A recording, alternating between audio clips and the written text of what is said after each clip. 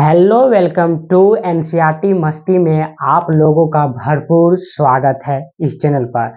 अगर ये वीडियो आप लोगों को पसंद नहीं आए तो प्लीज़ इसको सब्सक्राइब नहीं, इसको लाइक कुछ भी नहीं कीजिएगा, लेकिन वीडियो के अंत तक जरूर देखिएगा। इससे पहले हम दोस्त चल रहे हैं, क्या चल रहे हैं, सेशन चल रहा है हड़प्पा सभ्यता, ठीक, चैप्टर 3 क्लास 6 का एनसीईआरटी बुक, ठीक। तो ये पार्ट 3 तक हो चुका है, पार्ट 4 होने के लिए आज जा रहे हैं। आज पार्ट 4 आज हम पढ़ाएंगे। इससे पहले पार्ट 3 में मोहनजोदड़ो के स्नानागार के बारे में पढ़ चुके हैं। हमने क्या बोला, मोहनजोदड़ो के स्नानागार के बारे में पढ़ चुके हैं और हड़प्पा सभ्यता के समकालीन जितने भी सभ्यता थे उनके बारे में हम अच्छे तरीके से जान चुके हैं। चलिए दोस्तों, चलिए मेरे प्यारे बहिना, आज हम चलते हैं क्या पार्ट कितना भैया, अरे पार्ट कितना बहिना, पार्ट है पार्ट है पार्ट है पार्ट है पार्ट 4 है। पार्ट कितना है भैया, पार्ट 4 है। पार्ट कितना है बहिना, पार्ट 4 है, ठीक। पार्ट 4 में क्या जानेंगे, हड़प्पा सभ्यता के पतन, हड़प्पा सभ्यता के पतन। देखिए, सोचिए कितना बड़ा सिविलाइजेशन, इंडियन सिविलाइजेशन थे जो कि पतन हो गया। नगर नियोजन, जल निकासी व्यवस्था, ठीक। तो ये सब नियोजन व्यवस्था तरीके से फिर भी हड़प्पा सभ्यता अब इस दुनिया में नहीं रह पाए, पतन हो गया। पतन पतन जिसको कहते, यानी कि इतिहास हमको बताते हैं जो भी जन्म लिया है इस सृष्टि में मृत्यु होना उसका तय है। हड़प्पा सभ्यता को भी देख लीजिए, मगध साम्राज्य को देख लीजिए, गुप्ता डायनेस्टी देख लीजिए, ठीक। तो आप देखेंगे इतिहास में जो भी सृष्टि में जन्म लिया उसका मृत्यु होना तय है, ठीक। या वस्तु, या सजीव हो या निर्जीव हो, दोनों वस्तु की हम बात कर रहे हैं, ठीक। तो मतलब कि ये जो जो एक कथन बोल रहे हैं, जो जन्म लिया है वो उनका मृत्यु होना तय है, स्वाभाविक है। ये आपका गौतम बुद्ध का ये बात है। जो है ना, क्या कहते हैं, सोवियत संघ का भी पतन हो गया, सोवियत संघ का भी विघटन हुआ, विघटन 15 को गणराज्य मिलकर सोवियत संघ बना था, ठीक। सोवियत संघ जो यूएसए के टक्कर में थे उसका भी विघटन हुआ, ठीक।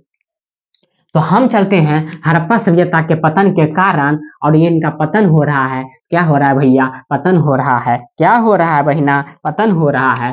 हड़प्पा सभ्यता के पतन, हड़प्पा सभ्यता के पतन, हड़प्पा सभ्यता के पतन के बारे में। अब पतन के कैसे पतन हुआ, अलग अलग इतिहासकार, अलग अलग इतिहासकार अलग अलग बताते हैं इनका। कोई इतिहासकार बताते हैं प्राकृतिक कारण हुआ हड़प्पा सभ्यता का पतन, कोई बताते हैं आर्थिक कारण के कारण हुआ हड़प्पा सभ्यता का पतन, कोई इतिहासकार बताते हैं प्रशासनिक के कारण हड़प्पा सभ्यता का पतन हुआ, और कोई इतिहासकार बताते हैं कि क्या कहते हैं, आक्रमणकारियों के कारण हुआ पतन हड़प्पा सभ्यता का, जिसको आप सिंधु घाटी सभ्यता कहते हैं, ठीक। तो देखिए, मुख्यतः 4 कारण है, मतलब 4 कारण है हड़प्पा सभ्यता के पतन के कारण। कितने कारण है, 4 कारण है। पहला कारण कौन है भैया, पहला कारण कौन है बहना, विदेशी आक्रमण। बोल रहे हैं विदेशी आक्रमण से हड़प्पा सभ्यता का पतन हो गया। कैसे पता चले ये बात, कैसे हम लोगों को पता चले, तो इतिहासकार गए मोहनजोदड़ो को घूमने के लिए। चलो इतिहासकार, जैसे कि फिगर मान लीजिए ये इतिहासकार है, ठीक। हम अपमानित नहीं कर रहे, मान अच्छा इतिहासकार है, इतिहासकार बनना बहुत अच्छी बात है।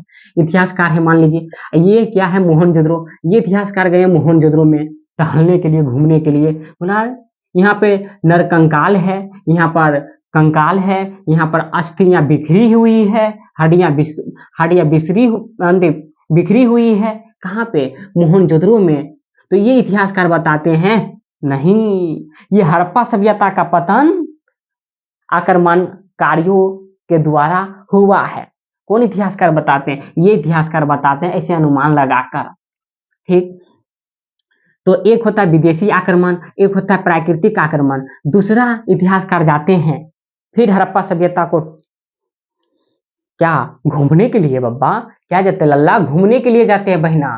तो जो जब जाते हैं ना घूमने के लिए, तो वो कहते हैं नहीं, आक्रमणकारियों के द्वारा नहीं हुआ है, वो सिर्फ मोहनजोदड़ो में देखा गया है आक्रमणकारियों, नरकंकाल मिले हैं, अपशिष्ट पदार्थ मिले हैं, अपशिष्ट अस्थियां मिले, हड्डियां मिले हैं, इसलिए विदेशी आक्रमण के कारण हड़प्पा सभ्यता का पतन कारण मानते हैं। तो दूसरा इतिहासकार कहते हैं प्राकृतिक कारण है, विदेशी आक्रमण नहीं है। कैसे? बोले नहीं, प्राकृतिक आक्रमण कारण कैसे है? प्राकृतिक कारण जलवायु परिवर्तन हो गया था, जिसके कारण हड़प्पा सभ्यता के लोग तहस नहस महस हो गया।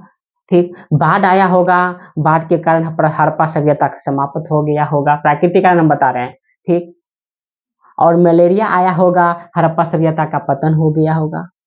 ठीक, तो अब फिर तीसरा इतिहास कराते हैं प्रशासनिक कारण में, कहते नहीं नहीं नहीं विदेशी आक्रमण है, और नहीं विदेशी आक्रमण है, और नहीं प्राकृतिक आक्रमण है तो भैया प्रशासनिक कारण। क्या है? प्रशासनिक कारण। प्रशासनिक कारण कहते हैं, इसमें कहते हैं इतिहासकार, शासक वर्ग हुआ करते थे, शासक वर्ग है ना, शासक वर्ग है ना, कमजोर पड़ गए, जिसके कारण जितना भी नियोजन तरीका से व्यवस्थित था तरीके से, वह सब तहस महस हो गए। ये कहते हैं प्रशासनिक कारण में। आर्थिक कारण तीसरा इतिहास, चौथा इतिहासकार कहते हैं आर्थिक कारण है सबसे बड़ा कारण, प्रमाणित भी है अभी। आर्थिक कारण सबसे ज्यादा जोर किस पर है? आर्थिक कारण। तो आर्थिक कारण कहते हैं कृषि उत्पादन में कमी आई, तो उद्योग जहां पर खुला होगा, मान लीजिए ये क्या है? कृषि। क्या है? कृषि। ठीक, ये क्या है? मेरे सोना, मेरे बाबू, मेरे प्यारे बाबू, मेरे बहिना, ये क्या है? मेरे दोस्त, ये क्या है? पौधा है, कृषि है मान लीजिए। ये कृषि के क्या हुआ? कृषि उत्पादन में गिरावट आई, तो यहाँ पे जो उद्योग धंधा बना होगा, यहाँ पे जो उद्योग धंधा बना होगा, उद्योग जो खुला होगा, उद्योग खुला होगा, तो ये उद्योग किस पर डिपेंड है? कृषि पर। तो जब ये उद्योग कृषि पर डिपेंड है, कृषि में गिरावट आई, तो उद्योग में भी गिरावट आई, जब उद्योग में गिरावट आई तो व्यापार में गिरावट आई, इसी तरीके से हड़प्पा सभ्यता का पतन हो गया। ठीक, अब हम इनके इस चारों को विस्तार पूर्वक होते हुए हम जानेंगे। पहले चलते हैं मोहनजोदड़ो के बारे में। सॉरी, विदेशी आक्रमण, पहला चलते विदेशी आक्रमण। देखिए पढ़िए, हमने क्या बोला? मोहनजोदड़ो में इतिहासकार गए। देखिए मोहनजोदड़ो से मिले, अरे भैया क्या मिले, अरे बहना क्या मिले? मोहनजोदड़ो से मिले साक्ष्य, नर कंकालो, अवशेष, यत्र बिखरित हुई अस्थियां, आभूषण के आधार पर इतिहासकार सुझाव दिए कि इस नगर का विनाश आक्रमणकारियों के द्वारा हुआ है। तो मोहनजोदड़ो में क्या मिले हैं? नरकंकाल मिले हैं। ठीक, अस्थियां को बिखरित हुई अस्थियां मिले हैं, और क्या? आभूषण मिले हैं। इनके आधार पर इतिहासकार सुझाव दे रहे हैं कि हड़प्पा सभ्यता का पतन आक्रमणकारियों के द्वारा हुआ है। बहुत बच्चे इसको रट जाते हैं, विदेशी आक्रमण, प्राकृतिक आक्रमण, प्रशासनिक आक्रमण, आर्थिक आक्रमण, रट जाते हैं। समझना है हमको, कॉन्सेप्ट समझना है, तभी तो यहाँ से हम फिर बनाएंगे यूपीएससी जैसा क्वेश्चन बनाएंगे, बीपीएससी जैसा क्वेश्चन बनाएंगे, पीसीएससी जैसा क्वेश्चन बनाएंगे। यहाँ पर हम बनाएंगे, अगले पार्ट में लेकर आएंगे क्वेश्चन सीट। तो विदेशी आक्रमण समझ गए, हम तो ऐसे ही समझा दिए, विदेशी आक्रमण समझ गए। अब चलते हैं भैया, अब चलते हैं बहिना प्राकृतिक कारण से हड़प्पा सभ्यता का विनाश हुआ है, ना कि विदेशी आक्रमण से। चलते हैं। ठीक, हम लोगों को सभी को लेकर चलना है, जितना भी इतिहासकार दिए हैं मत, सभी को लेकर चलना है। 4 कारण है, इसमें से सबसे ज्यादा प्रमाणित आर्थिक कारण है हड़प्पा सभ्यता का पतन होने का कारण, इतना मानना है, नोट्स में लिख लीजिएगा ये बात को। ठीक, अब देखिए प्राकृतिक कारण क्या? बाढ़ के कारण। अरे भैया जब बाढ़ आया होगा, अभी भी आप देखिए, गांव में देखिए, शहर में देखिए, कहीं भी देखिए, अगर बाढ़ आता है तो पूरे होश मोहस को, पूरा माल जाल को हानि होता है, साथ में इंसान को हानि होता है, पशु जितना भी होता है सभी को हानि होता है। एक वो जो सभ्यता बना हुआ रहता है सभ्यता में, तो वो सभ्यता विलुप्त हो, समाप्त हो जाते हैं, बाढ़ के कारण भी हो सकते हैं। इतिहासकार अच्छी मतलब कॉन्सेप्ट बता रहे हैं, ये जांच पड़ताल प्रक्रिया के दौरान अनुमानित है। क्यों सब ये सब अनुमानित हम बता रहे हैं? अनुमानित इसलिए बता रहे हैं, लेकिन भग गया थोड़ा सा, ठीक, क्या आप लोगों को झलक रहा है? तो अनुमानित इसलिए लगा रहे हैं क्योंकि इनका लिपि हड़प्पा सभ्यता को अभी तक नहीं पढ़ा गया। जब पढ़ लेंगे ना इतिहास का, तो पता चल जाएंगे इसके पूरे राजपाट क्या है क्या नहीं है, क्या वजह थी कि पतन होने का कारण, एक एग्जैक्ट डाटा। तो बाढ़ के कारण, ठीक। अब चलते हैं हम जलवायु परिवर्तन के कारण। ओ मेरे सुगा, ओ मेरे लल्ला, ओ मेरे प्यारे बहना, ओ मेरे प्यारे दोस्त, जलवायु परिवर्तन के कारण अभी भी जलवायु परिवर्तन है। इतना गर्मी नहीं होना चाहिए, फिर भी इतना गर्मी है। क्यों? जलवायु परिवर्तन हो गया। 15 डिग्री सेल्सियस पृथ्वी का औसत तापमान है। अब देखिए वर्तमान में अभी कितना है, 16 पहुंच गया। तो क्यों नहीं जलवायु परिवर्तन? उसमें भी जलवायु परिवर्तन हुआ होगा तो हड़प्पा सभ्यता का पतन जायज है, हो गया होगा। अब देखिए मलेरिया के कारण भी हड़प्पा सभ्यता का पतन होने का कारण अनुमानित हम कह सकते हैं। जैसे वर्तमान में कोरोना काल, कोविड-19, तो ये जो आए, अब मान लीजिए ये कोरोना काल समाप्त नहीं होते, तो मान लीजिए नहीं होता, तो ये जितना भी सभ्यता आप जो देख रहे हैं पृथ्वी पर, सब क्या हो जाते? विलुप्त हो जाते आराम से। इसको कोई रोकने वाला नहीं था, विलुप्त आराम से हो जाते, ठीक। तो उस समय में उस समय तो डॉक्टर उतना होते नहीं होंगे। इतिहासकार इसे अनुमानित लगाते हैं। इतिहासकार कैसे सोचते हैं ये हमको बता रहे हैं। इतिहास कहते हैं मलेरिया में तो डॉक्टर तो थे नहीं, तो मलेरिया के कारण, हड़प्पा सभ्यता का पतन के कारण हो सकता है, ठीक। अब देखो जंगलों की कटाई, ओ मेरे बाबू ध्यान, जंगलों की कटाई के कारण हड़प्पा सभ्यता का पतन हुआ होगा। और आग का लगना हड़प्पा सभ्यता का पतन का होगा प्राकृतिक कारण में। नदियों की धारा में परिवर्तन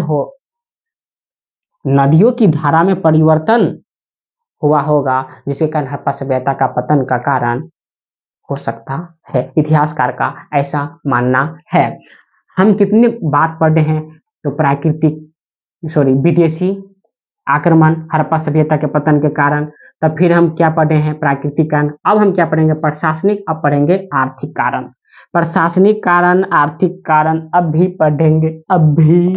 तो आप लोग बस एक लाइक, एक शेयर दोस्तों के साथ जरूर कर दीजिए, ठीक। देखिए थोड़ा हम देख रहे हैं कि ये जो पिक्चर है, मतलब लाइन भाग गया है, आ रहा है कि नहीं आ रहा है, आप लोगों को झलक रहा है कि नहीं झलक रहा है।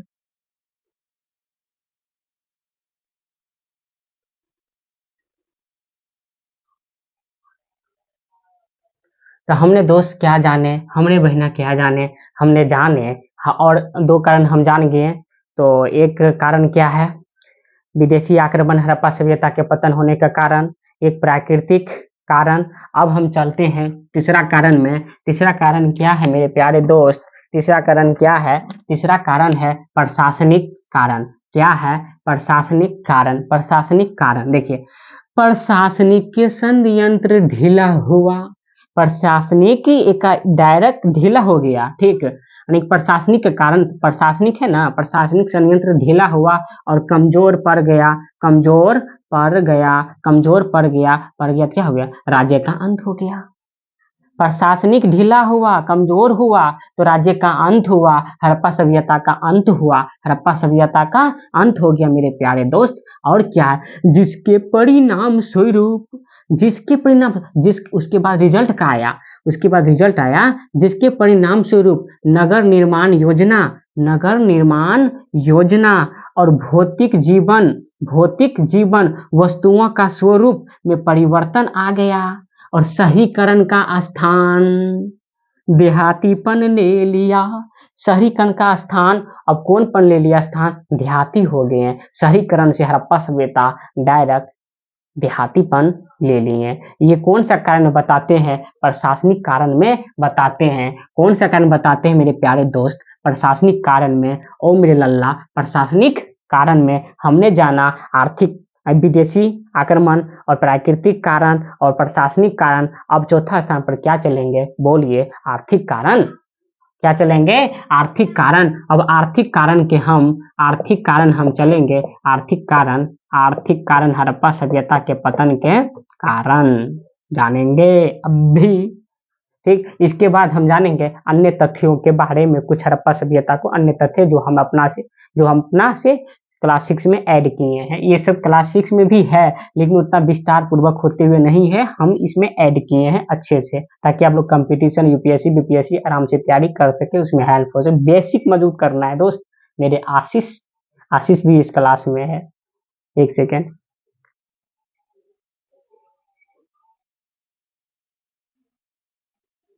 तो हमने अभी तक क्या क्या जान चुके हैं।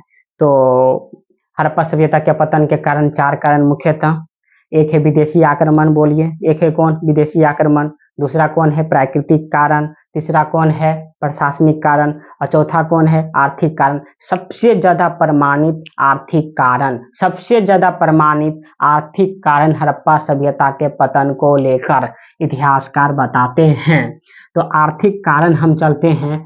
आर्थिक कारण में क्या पढ़ें? आर्थिक कारण देखिए हम पहले ही बता चुके हैं। कृषि उत्पादन में, अरे भैया, कृषि उत्पादन में कमी आई। कृषि उत्पादन में कमी आएगी तो जायज है, क्या हो गया, जो उद्योग खुला होगा कृषि पर, कृषि आधारित उद्योग जो खुला होगा, उस उद्योग का धंधा बंद होगा कि नहीं, उसका क्या होगा, उसका भी गिरावट आएगी, उद्योग की गिरावट आएगी। तो उद्योग धंधे में और व्यापार में गिरावट आई। उद्योग धंधों में क्या आई, गिरावट आई। उद्योग धंधों में गिरावट आई। क्यों गिरावट आई? क्योंकि कृषि उत्पादन में कमी आई, इसलिए। तो सभ्यता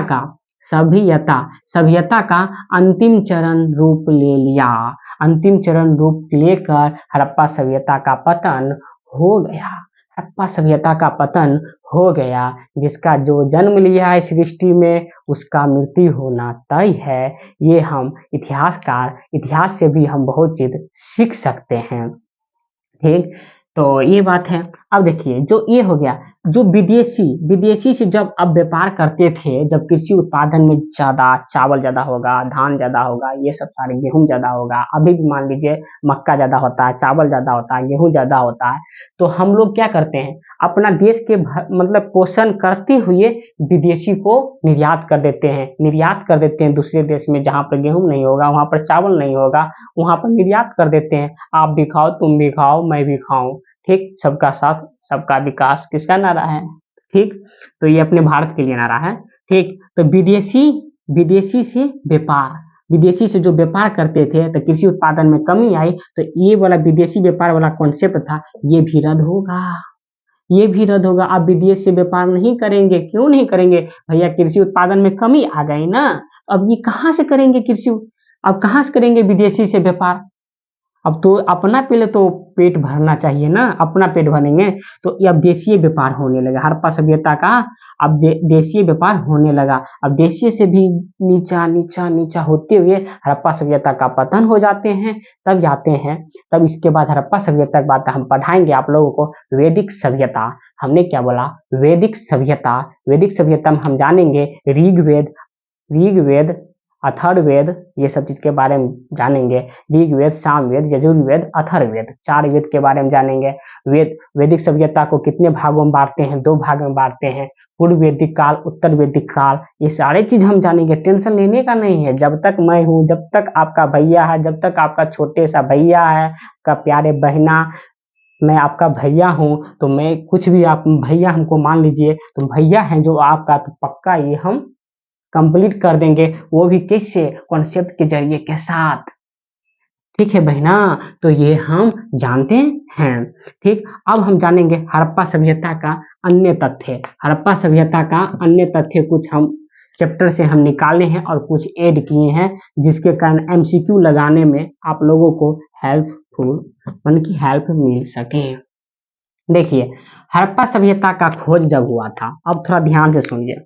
ठीक, हड़प्पा सभ्यता का जब खोज हुआ था, इतिहासकार खोजे थे किसको भैया? हड़प्पा को। किसको? हड़प्पा सभ्यता। हड़प्पा सभ्यता का जब खोज हुआ था, तो सबसे पहले कौन सा पूरा स्थल खोजे? पूरा स्थल माने कौन सा जगह सबसे पहले खोजे? तो सबसे पहले कौन सा जगह खोजे? तो सबसे पहले भैया आपका जगह खोजे थे हड़प्पा। बोले हड़प्पा सभ्यता, हड़प्पा, हाँ हड़प्पा सभ्यता खोजे, तो हड़प्पा पूरा स्थल का सबसे पहले खोजे गए, इतिहासकार खोजे इसको, ढूंढे, ढूंढ कर इस प्रकार बहुत सारे पुरा स्थल मिले। इस पर हड़प्पा अब ये तो हड़प्पा सभ्यता मिल गई। हड़प्पा सभ्यता जैसा जैसा बहुत सारे पुरा स्थल मिले, कैसा, जैसे मोहनजोदड़ो मिले, क्या मोहनजोदड़ो और राखी गढ़ी, जो राखी गढ़ी कहाँ है बताइए, कमेंट में बताइए, राखी गढ़ी, ठीक, और क्या और क्या, लोथल, लोथल, धोलावीरा, धोलावीरा, धोलावीरा। तो हड़प्पा सभ्यता का सबसे पहला पूरा स्थल कौन सा है, तो कौन खोजे इतिहासकार, तो हड़प्पा पूरा स्थल। उसके बाद बहुत सारे खोजे गए, मोहनजोदड़ो, क्या खोजे, मोहनजोदड़ो, मोहनजोदड़ो और राखी गढ़ी, धोलावीरा, लोथल, धोलावीरा, ठीक, ये सब पूरा स्थल के खोजे, कालीबंगा, ये सब पूरा स्थल को खोज ढूंढे, ढूंढ कर इस जिस टाइप हड़प्पा सभ्यता में जैसे जैसे वस्तु में, मान लीजिए यहाँ पर कोई 10 प्रकार के वस्तु भी मिले हैं, तो यहाँ पर भी 10 प्रकार के वस्तु मिले, यहाँ पर भी 9 मान लीजिए ना 8 या 10 प्रकार के वस्तु भी मिले, यहाँ पर भी 8 प्रकार 10 प्रकार के वस्तु मिले, यहाँ पे 7 या 10 प्रकार के वस्तु। तो इस टाइप प्रकार के वस्तु, ये सब भी, ये जितना भी पूरा स्थल है, ये सब में भी क्या समान चीजें मिली है, इसलिए मिलने के कारण बोले कि ये तो हड़प्पा ही जैसा ही सारे वस्तु मिल रहे हैं, इसलिए इसको पूरे सिविलाइजेशन को हम कह देते हैं हड़प्पा सभ्यता। पूरे सभ्यता को हम क्या कह देते हैं, इस प्रकार के वस्तु मिलने लगे तो इसको बोलते हैं हड़प्पा सभ्यता। क्यों, क्योंकि सबसे पहले हड़प्पा का ही खोज हुआ था, इसलिए। तो फिर इसको कहते हैं सिंधु घाटी भी सभ्यता भी हम कहते हैं। कौन सा, सिंधु घाटी सभ्यता, सिंधु घाटी सभ्यता, ठीक। तो ये हम जान चुके हैं। अब देखिए, अब हमने क्या बोले, सिंधु घाटी सभ्यता, तो सबसे ज्यादा प्रचलित नाम कौन सा है, सबसे ज्यादा उपयोगी नाम कौन सा है, तो सिंधु घाटी सभ्यता। कौन सा है, सिंधु घाटी सभ्यता। अगर आपसे पूछा जाए सबसे प्रचलित नाम, सबसे प्रचलित नाम कौन सा है, प्रचलित नाम कौन सा है, तो आप बताएंगे सिंधु घाटी सभ्यता। हड़प्पा सभ्यता का सबसे प्रचलित नाम है, हड़प्पा सभ्यता का सबसे प्रचलित नाम है, ठीक। अब देखिए, हड़प्पा की जब खोज हुई थी, सर्वप्रथम कौन सा पूरा स्थल की खोज हुई, हड़प्पा पूरा स्थल। कौन सा पूरा स्थल खोज हुई, हड़प्पा पूरा स्थल, हड़प्पा पूरा स्थल। देखिए कौन सा खोज हुई थी, हड़प्पा पूरा स्थल, हड़प्पा सबसे पहले कब, ये भी बात ना है, तो कब ये खोजे, तो 1921 में। 1921 में किसने खोज की थी, तो दयाराम साहनी, दयाराम साहनी। ओ मेरे गुड्डा, ओ मेरे लल्ला, ओ मेरे बाबू, ओ मेरे सोना, ओ मेरे बहना। तो दयाराम साहनी ने हड़प्पा पूरा स्थल की खोज की थी। कब की थी, 1921 ईस्वी में। ये आपको एमसीक्यू में हम देंगे अगले पार्ट में बनाने के लिए। तो सबसे पहले हड़प्पा पूरा स्थल की खोज 1921 में दयाराम साहनी के द्वारा खोजे गए हैं। अब मोहनजोदड़ो को किसने खोजा भैया, सभी पूरा स्थल का अलग अलग इतिहासकार खोजते हैं, ठीक। एक सेकेंड,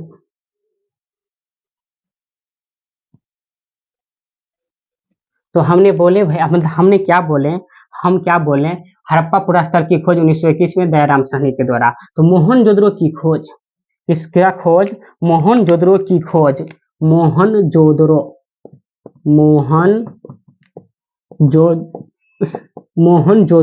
मोहनजोदड़ो का खोज किसने किया, पहले कब हुआ, 1922 में। कब, 1922 में। मोहनजोदड़ो की खोज 1922 में किसने भैया, राखलदास बनर्जी, राखलदास बनर्जी। चलो रे भैया, राखलदास बनर्जी, राखलदास बनर्जी कौन सा पूरा स्थल की खोजे, तो कौन सा पूरा स्थल, मोहनजोदड़ो। और दयाराम साहनी ने कौन सा पूरा स्थल की खोजे, तो हड़प्पा पूरा स्थल के। कब, 1921 में। और मोहनजोदड़ो को राखालदास बनर्जी कब 1922 में मोहनजोदड़ो के 1922 में खोजे राखालदास बनर्जी। अब देखिए हड़प्पा सभ्यता का कैसा आकार है। ओ मेरे गुड्डा, ओ मेरे बाबू, ओ मेरे सोना, ओ मेरे प्यारे बहना, हड़प्पा सभ्यता का आकार कैसा होगा। जैसे आपका घर भी होगा आयताकार होगा, कोई त्रिभुजाकार होगा, कोई वृत्ताकार होगा, तो उस प्रकार तो हड़प्पा सभ्यता का कैसा आकार था, तो त्रिभुजाकार। हड़प्पा सभ्यता का कैसा आकार था,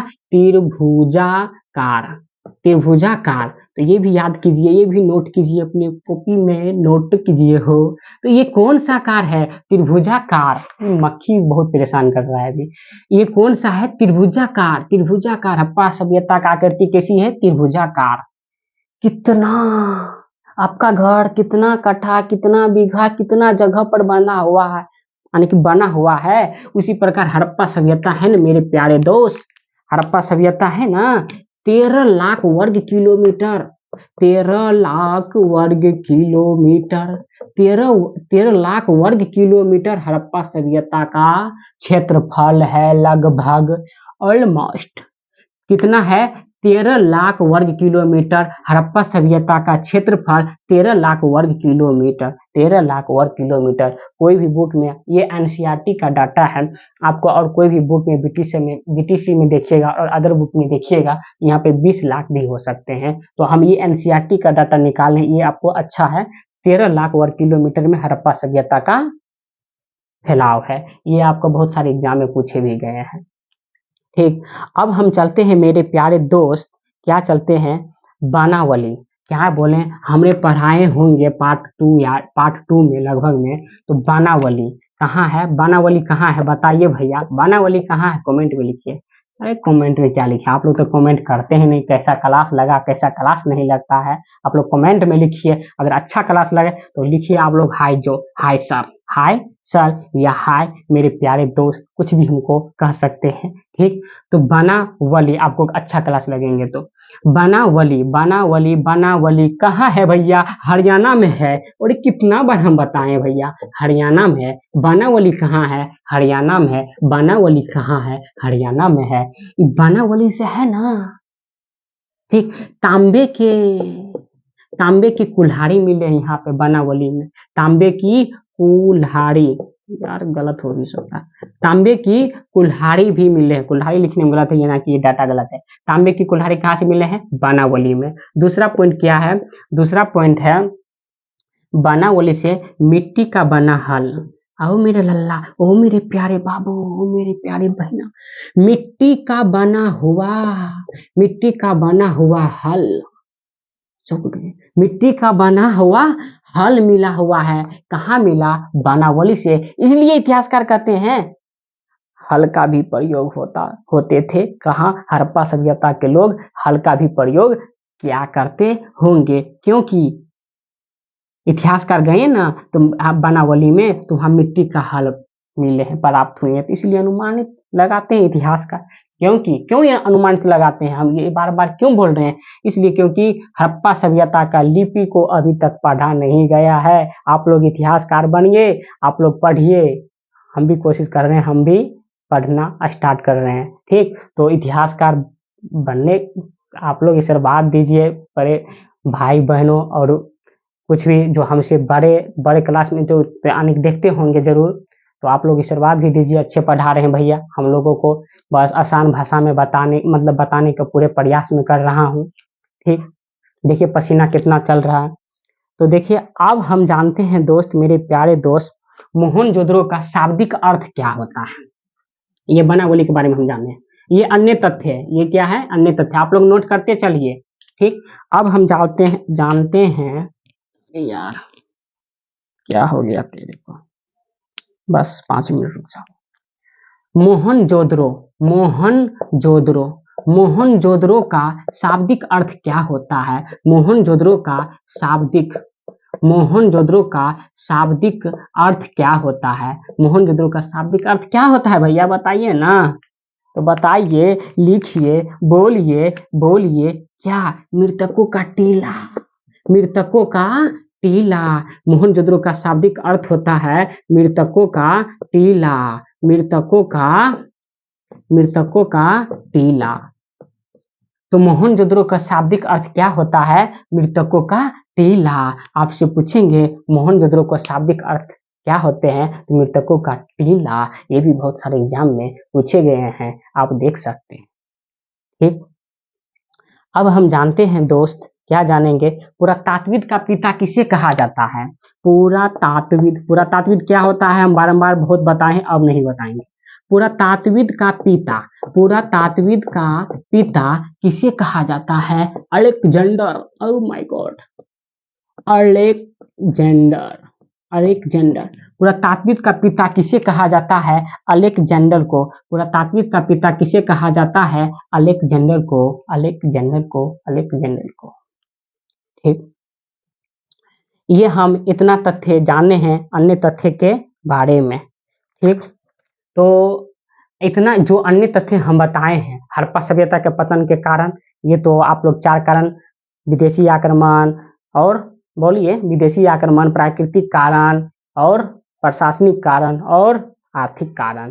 ठीक, 4 कारण है, आप 4 को अच्छे तरीके से नोट कर लीजिए और ये जो अन्य तथ्य इसको भी नोट कर लीजिए। और अगले पाठ में हम लेकर आएंगे, ये समाप्त हो गया चैप्टर, अगले पाठ में हम लेकर आएंगे, क्या लेकर आएंगे मेरे प्यारे बाबू, क्या लेकर आएंगे मेरे सोना, क्या लेकर आएंगे मेरे प्यारे बहना? लेकर आएंगे हम MCQ। ठीक, VVI क्वेश्चन लेकर आएंगे जो पूछे गए हैं प्रश्न, और मैं अपना से भी कुछ बनाए हैं, तो हड़प्पा सभ्यता को क्वेश्चन हम लेकर आएंगे। उस चैप्टर में आप लोगों को रहना है, उस पार्ट में, उस पार्ट का नाम ही रहेगा, उस पार्ट का नाम पार्ट 4 तक ये चैप्टर को द एंड करते हैं, उस पार्ट का नाम रहेगा हड़प्पा सभ्यता का MCQ। तो आज का सेशन यहीं पर समाप्त करते हैं। अगर जो पार्ट 4 है जो चल रहा है अभी, इस वीडियो का अगर लास्ट तक देखे हैं उसके लिए तहे दिल से धन्यवाद। ठीक, तो आप लोगों को जय हिंद, वंदे मातरम।